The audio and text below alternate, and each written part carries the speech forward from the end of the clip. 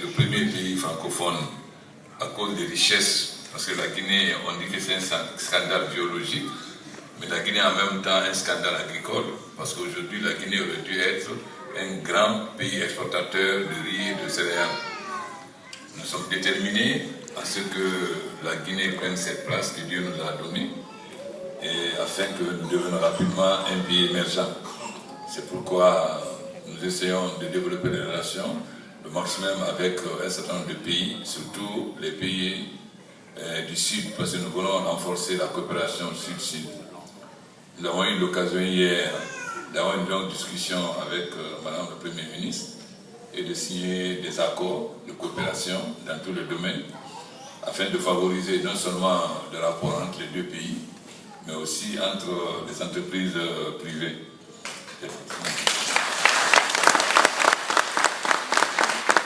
Nous espérons rapidement être autosuffisants, puisque nous avons commencé depuis l'année dernière à aider les paysans, parce qu'il n'est pas normal que la Guinée importe du riz. Nous sommes déterminés au plus tard en 2014 que nous consommons uniquement le riz guinéen. Pour le moment, nous allons signer un accord d'achat du riz sur 2 ans, 2012-2013, avec le gouvernement thaïlandais. Nous allons développer la coopération dans le domaine de l'agriculture. Vous savez qu'en Guinée, si nous faisons les aménagements, nous pouvons produire 2 fois par an, et à Massanta 3 fois par an. Ici, nous produisons pour le moment seulement en saison sèche, mais nous sommes décidés à faire les aménagements afin qu'on puisse produire en janvier et pendant la saison des pluies, ce qui va nous permettre de devenir rapidement exportateurs.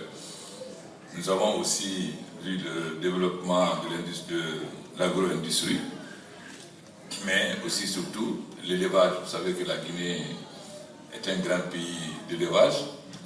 Malheureusement, c'est un élevage qui n'est pas un élevage moderne.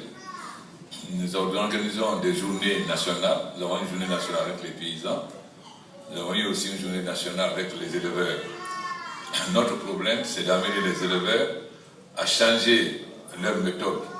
Vous savez qu'aujourd'hui, les éleveurs, surtout au Fouta, pensent qu'ils ne doivent pas nourrir les bœufs doivent être nourris naturellement.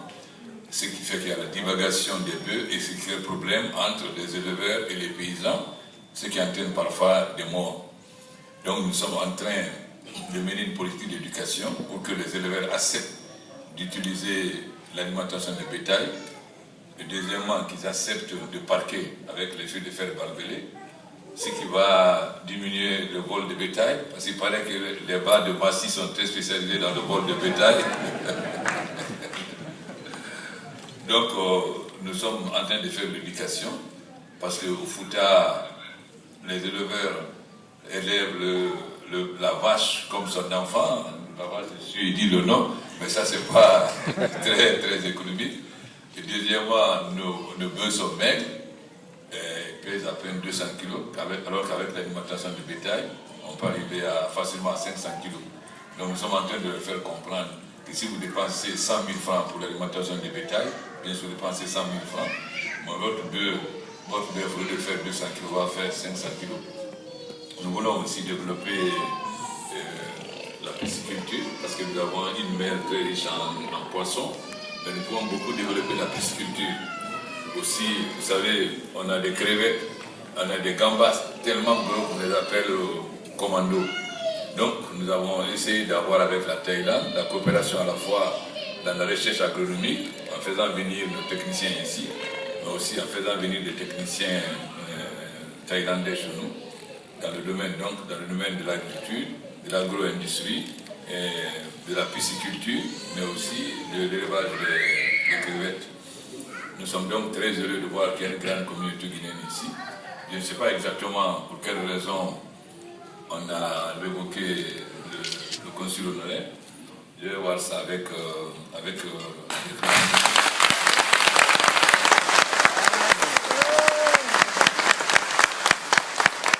il faut bien m'écouter.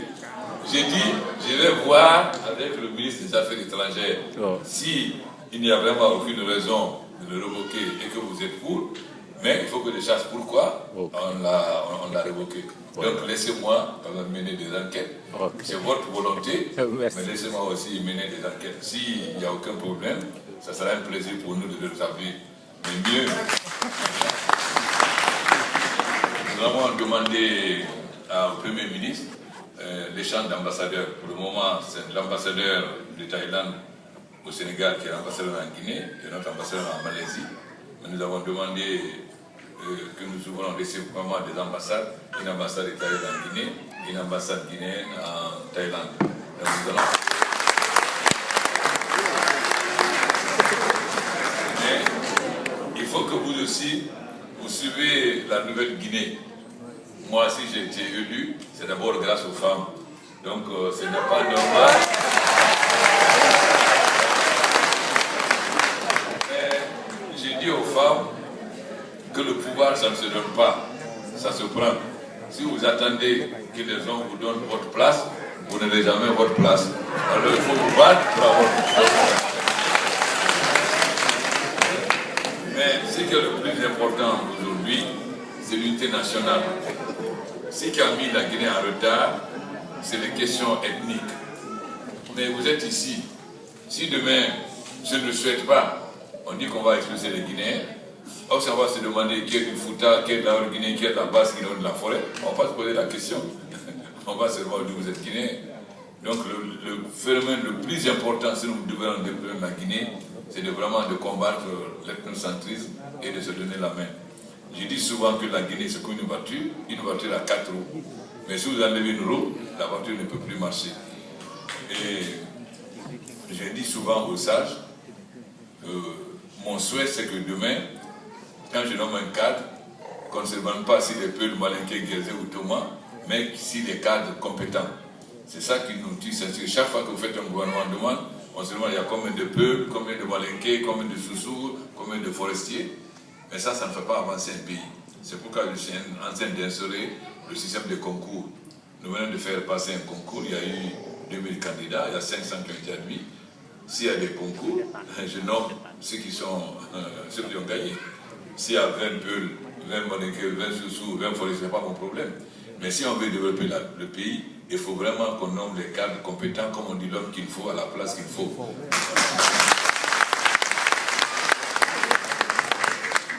Bon, le problème c'est que la Guinée a été très mal gérée. Et tous ceux qui ont mal géré ont été candidats aux élections présidentielles pour avoir l'immunité. Mais aujourd'hui, ils se rendent compte que la Guinée va réussir. Il n'y a pas d'hôtel en Guinée. Vous venez, il n'y a que l'hôtel Novotel. Je ne peux pas organiser de réunion de chef d'État. Si j'organise, je fais en sorte qu'ils s'y viennent le matin, qu'ils repartent le soir, parce que je n'ai pas où les loger. Mais si vous êtes actuellement à Conakry, vous pouvez demander à M. Sidi Kinabé, de ceux qui viennent de là-bas. Je ne sais même pas qu'est-ce qu'il fait ici d'ailleurs. Nous avons actuellement plus de 8 hôtels de 5 étoiles en construction. Nous avons 3 cimenteries en construction, etc. Et le grand problème qu'on avait, c'était la monnaie. Mais aujourd'hui, il le sait, le dollar coûte parfois moins cher au marché noir qu'à la banque, donc la monnaie est stabilisée. Mais nous sommes en programme avec le Fonds monétaire, ce qui limite énormément de possibilités. Mais ce programme, c'est de janvier à juin. Si nous avons la chance, avec l'aide de Dieu, que nous respectons ce programme en fin juin, le Fonds monétaire va venir en juillet. Et si c'est concluant, au mois de septembre, on va nous annuler les 2 tiers de notre dette. Actuellement, la dette de la Guinée est de 3 milliards 100 millions de dollars. Si nous avons réussi ce programme en fin juin, en septembre, on va nous annuler 2 milliards 400 millions de dollars, c'est-à-dire plus de 2 tiers. Déjà, le club de Paris nous a annulé une partie de la dette bilatérale. Les Américains et les Français se sont engagés en septembre à annuler le reste de la dette. Et je pense que les autres pays vont suivre. Et c'est là extrêmement important parce qu'aujourd'hui, nous ne pouvons pas avoir de prêts, sauf des prêts concessionnaires, 1,9% sur 20 ans, ce qui est très difficile. Mais si nous avons réussi ce programme, parce que quand je suis venu, le déficit budgétaire était de 13%. Le Fonds monétaire m'a obligé à descendre à 2% en un an. Si nous avons réussi, c'est que j'ai dit la vérité au peuple. J'ai dit que pendant 2 ans, nous allons souffrir, que tout le monde doit serrer la ceinture. Donc, même si le gouvernement a travaillé, le grand mérite revient d'abord au peuple, ensuite aux syndicats qui ont été responsables, et qui n'ont pas fait de grève, mais qui ont accepté d'accompagner. Mais en Guinée, c'est qu'il n'y a pas d'État. Je dis souvent que j'ai hérité d'un pays, mais pas d'un État. Il n'y a pas d'administration. La corruption était généralisée. Et c'est pourquoi nous avons fait l'unité des caisses. Parce qu'avant, les directeurs généraux avaient les comptes dans les banques et ils sortaient de l'argent comme ils voulaient. Aujourd'hui, tout est à la banque centrale. Évidemment, les Guinéens qui ne sont pas habitués à ça disent que ce n'est pas ma peau qui est noire, mais c'est un blanc.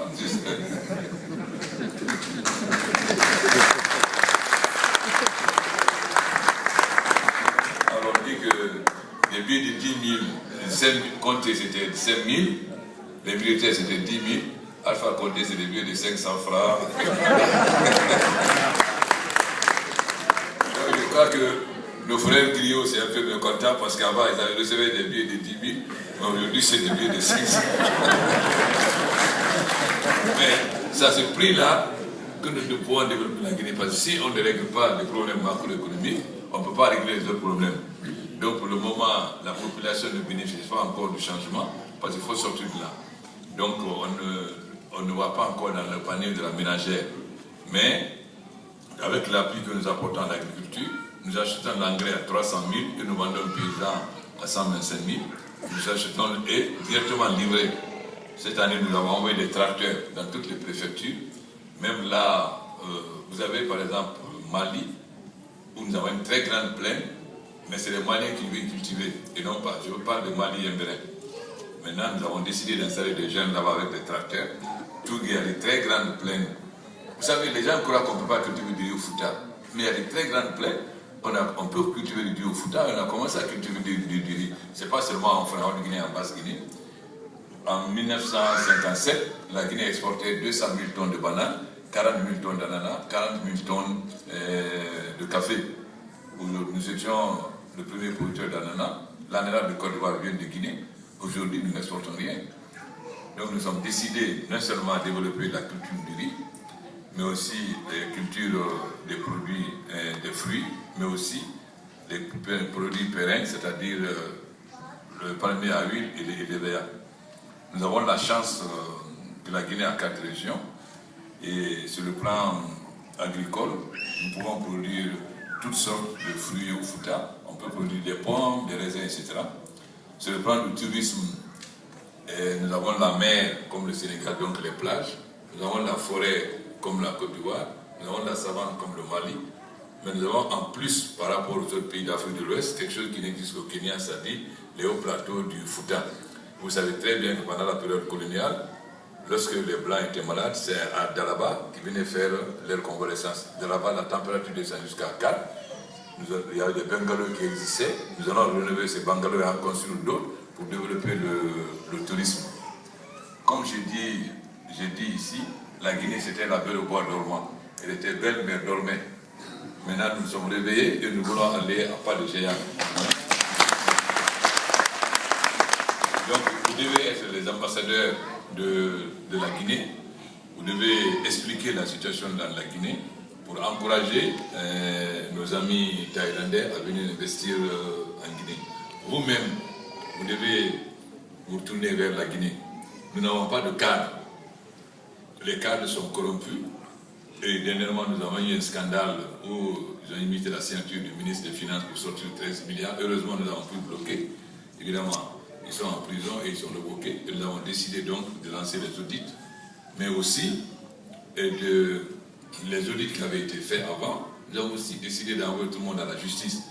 Parce que si les gens ont volé avant, vous les laissez, ça encourage les autres à voler. C'est pourquoi nous avons décidé, ce n'est pas une question de chasse aux sorcières ou de vengeance, mais si vous voulez mettre fin, parce que lorsque j'étais député, j'ai dit qu'il faut lutter contre la corruption.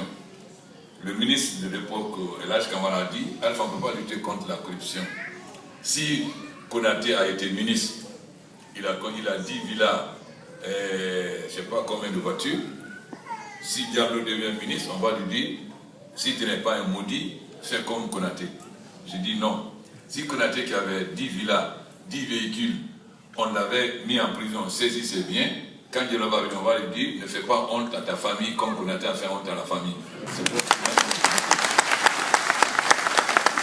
pourquoi nous sommes obligés